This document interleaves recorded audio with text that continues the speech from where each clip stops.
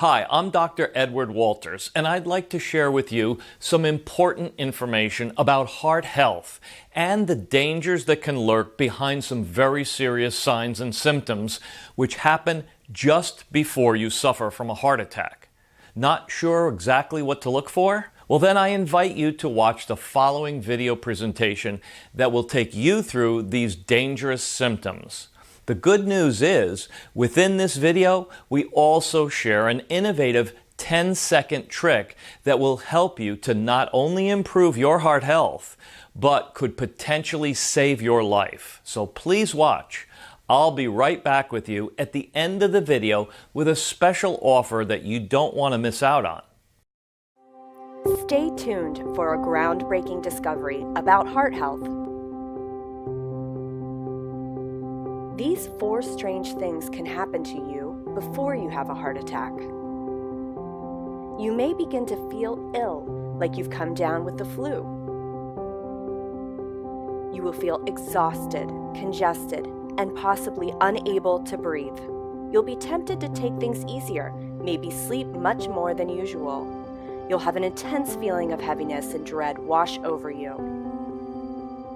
You won't be able to pinpoint what's wrong, but you know something bad is coming. You'll start to feel sharp twinges of pain in your shoulder, back, neck, or jaw. It will feel like you somehow overdid it or pulled a muscle, when in reality, you are seconds away from a heart attack killing you. As your heart continues to struggle, you will feel worse by the second. You will stop getting enough blood to your brain and the rest of your body. And you're going to start feeling confused and extremely disoriented.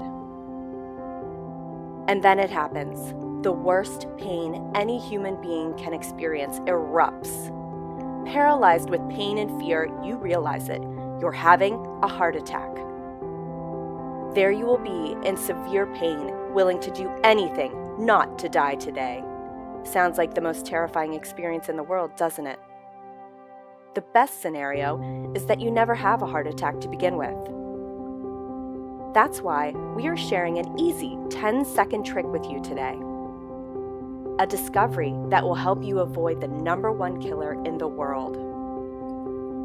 Use it, and your body will begin to crave the foods it needs to be healthy.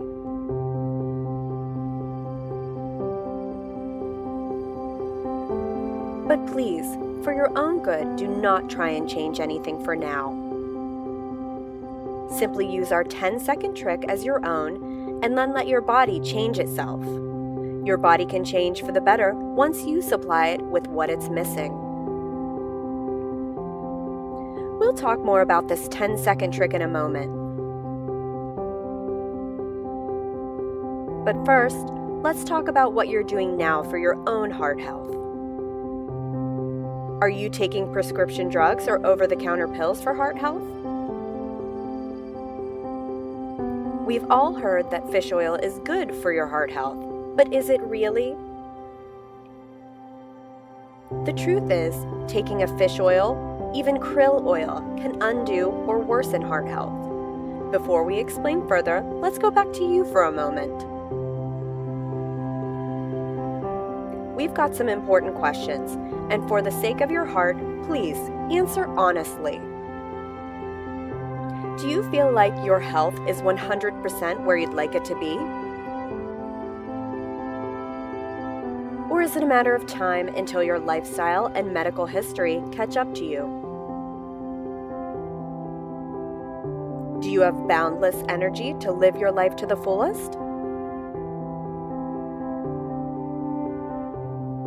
Or do you find yourself dragging, sleeping poorly, and feeling exhausted?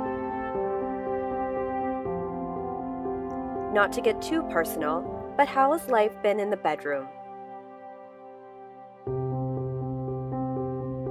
Does your sex drive satisfy you and your partner, or are you simply too tired to function? Finally, how is your heart health, overall fitness, and blood pressure? If it's healthy, none of these issues will be a concern. If not, let's talk more. That's how influential heart health can be. So what can you do to help yourself? We've got the answer. It's a discovery that has rocked the medical community, and something that even your doctor may not want to share with you. Fish oil has benefits, but you're likely taking one without one critical ingredient. Here's where our 10-second trick comes in, and your heart will thank you for it. Allow us to introduce you to an amazing discovery called the missing omega, and taking it is as easy as drinking your coffee in the morning. Simply take 10 seconds out of your day to take this new heart-healthy pill. Ready to learn more? Omega, or omega-3, may sound familiar to you, but is it in your fish oil pill? The missing omega is not something you can get from a random fish oil pill. And krill oil does not include the missing omega in any amount. However, the missing omega should be anything but optional for your heart,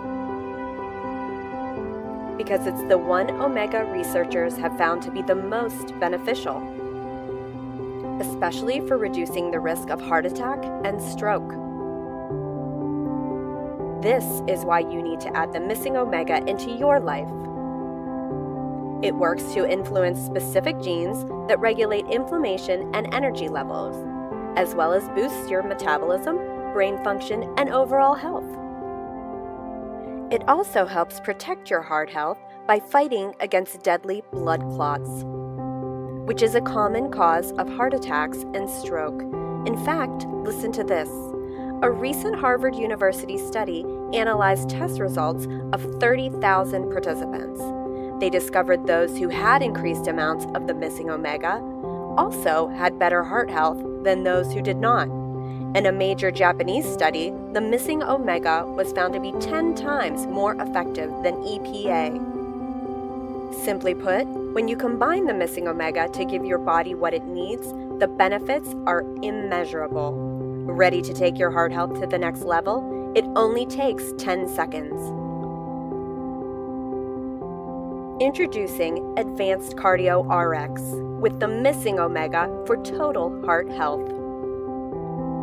Act now to get your 60-day supply for a limited time discounted price. Stop living in fear today. Your health and your family will thank you.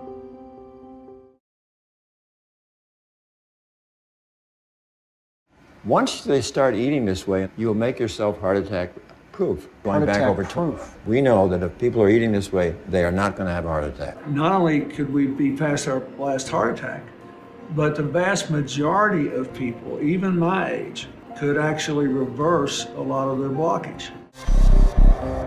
Everywhere you look, it seems a heart attack is just waiting to happen. If you haven't had a heart attack yourself, you likely know someone who has. But I've got a secret to share. With what we know right now, we could see the last heart attack in America.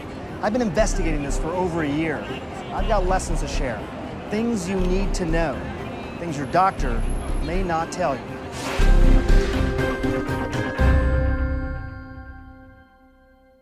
I was lucky I didn't die of a heart attack. Former President Clinton, like too many people, was busy.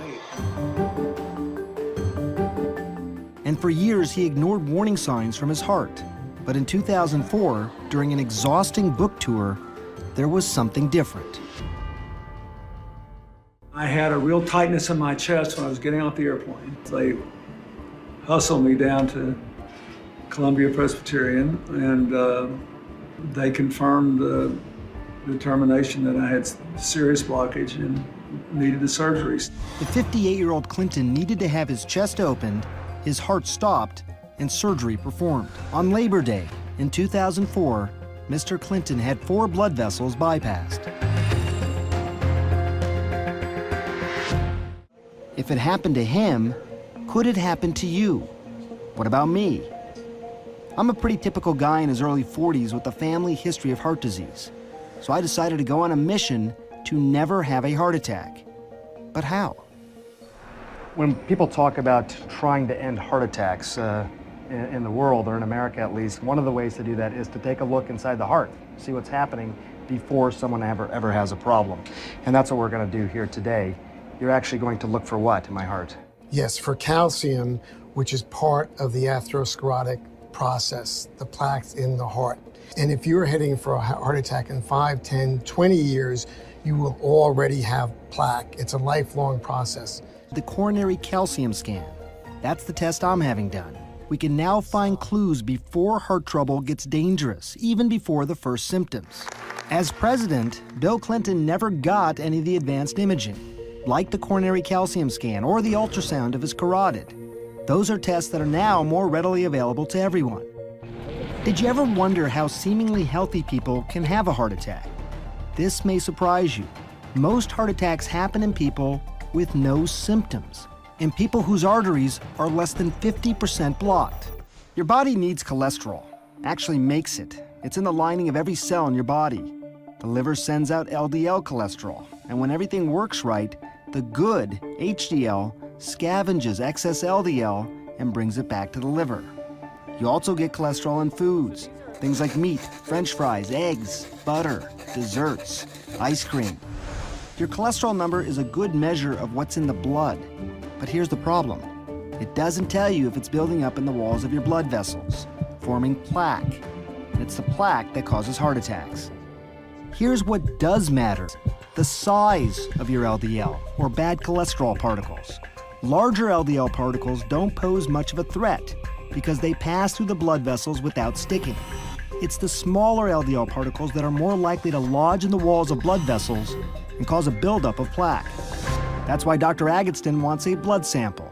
He wants to find out if I have a lot of small LDL particles, a sign that I could be prone to building up plaque no matter what my overall cholesterol number is.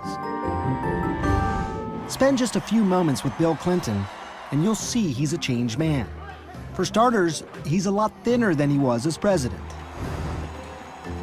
Dr. Dean Ornish has studied and written about diet and heart disease for decades.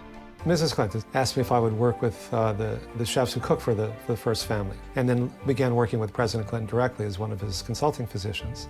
The president did like unhealthy foods, and we were able to put soy burgers in the White House, for example, and to have him get foods that were delicious and nutritious.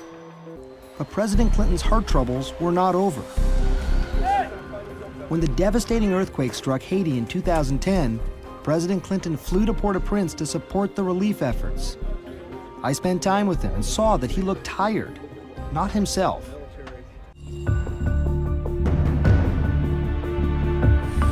The doctors said it was a mechanical failure of the bypass, and he needed stents to open the blocked artery. The goal of the treatment, and I think it will be achieved, is for President Clinton to resume his very active lifestyle. This was not a result of either his lifestyle or his diet, which have been excellent. But Dr. Dean Ornish didn't see it that way. And so I wrote him a letter and I said, you know, the friends that mean the most to me are the ones that tell me what I need to hear, not necessarily what I want to hear. And you need to know that your genes are not your fate. And I say this not to blame you, but to empower you. And I'm happy to work with you to whatever extent you want to move forward in that way. And we met a few days later and he said he was ready to do it. This time around, he decided to get much more strict in his approach. No more meat, no more eggs, no more dairy, almost no oil. The mantra is, eat nothing that has a mother or a face. Talked about the fact that you love to eat. I mean, this is. But I know, I like the stuff I eat. I like the vegetables, the fruits, the beans, the stuff I eat now. I like it. Do you call yourself a vegan now then? Well, I suppose I am if I don't eat dairy or meat or fish. You're doing this for your health. Is Yes, that why you're doing it? Absolutely. Clinton's dietary guides, Dean Ornish, and this guy, Caldwell Esselstyn, at the Cleveland Clinic. Every month, the 77-year-old Esselstyn holds a day-long seminar, attracting doctors and heart patients from across the country, like Sharon Kintz, a retired private investigator from Canton, Ohio. Kintz had a heart attack 6 months earlier after a coronary artery became completely blocked. What Kintz did next may surprise you. She turned the surgeon down cold, said no to open heart surgery and decided to take a chance using food as medicine. Like President Clinton, Kintz has given up the food she loves, like butter and cheese. She's betting her life on Dr. Esselstyn's diet. She had a heart attack. Oh, yeah, I know. You know, Sharon. Oh, yeah. Doctors recommended she have an intervention. She's not doing it. Is there a downside? Could she be putting herself at risk? No. I think that's an excellent question.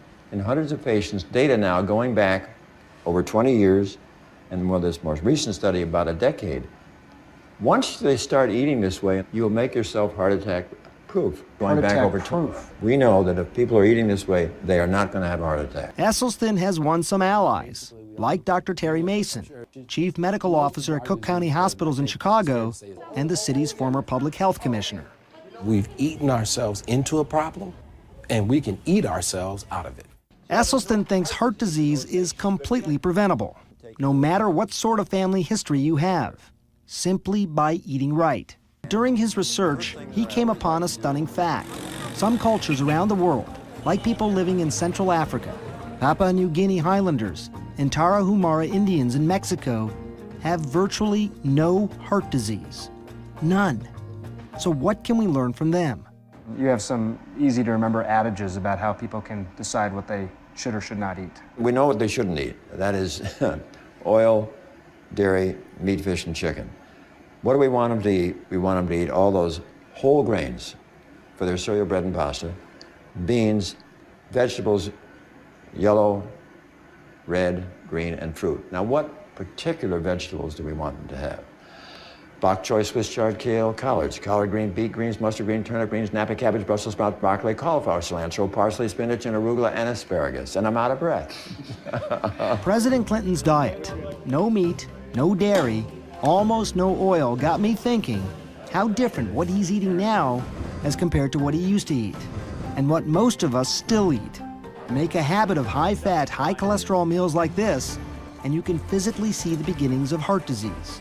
I was curious about the science behind Dr. Esselstyn's claims, so I dug up some of these peer-reviewed journals. They're small, just a handful of patients, but the results are pretty impressive. In one study here, patients on the Esselstyn diet and cholesterol-lowering medication had no heart attacks, had no coronary events of any sort after 5 years. And 3/4 of these patients actually saw their blockages get smaller. You're not talking about just reducing your chance of heart disease. You're talking about potentially reversing heart disease. Oh, absolutely. The late wisdom is that once you develop these plaques, they're there. You're stuck with them. Try not to let them get worse. Is that faulty thinking? I think it's absolutely faulty thinking. Here's a picture Esselstyn likes to show of a heart patient with a blocked coronary artery. And here's that same patient after going on a plant-based diet. You see the way the blockage has almost disappeared? Sharon Kintz survived a heart attack a year ago after a coronary artery became completely blocked. Now she's counting on the Esselstyn diet to keep her from having another. Thankfully, your heart muscle function is normal. Kint's cardiologist, Adnan Zaidi, says so far so good with the diet. It's a difficult sell, but those who get onto it have benefited from it without a question. Kintz is a true believer. So is former President Bill Clinton. And nowadays, they have a lot of high-powered company.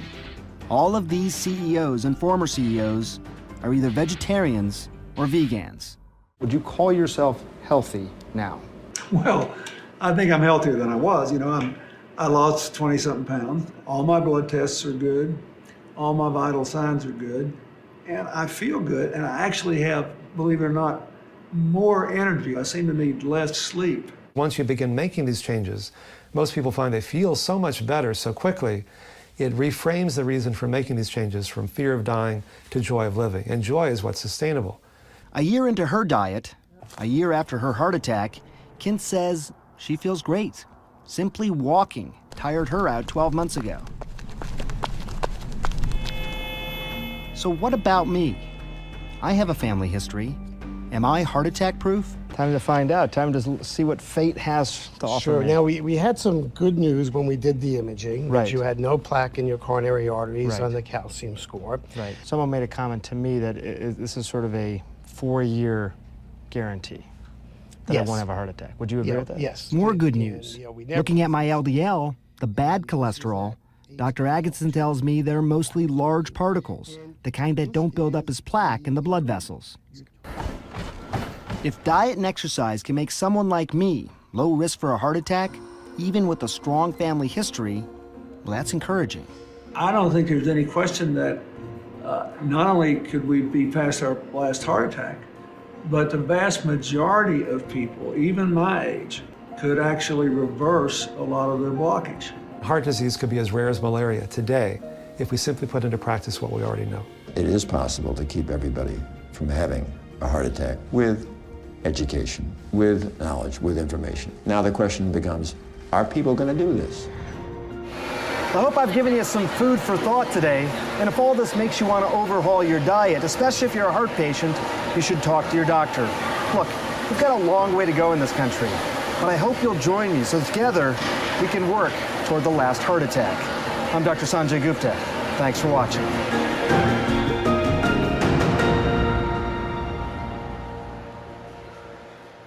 Thank you for taking the time to watch. Now that you've learned a bit more about the missing omega and AdvancedCardioRX, I've got some great news to share. For a limited time, we're offering a 30-day supply for a very special price.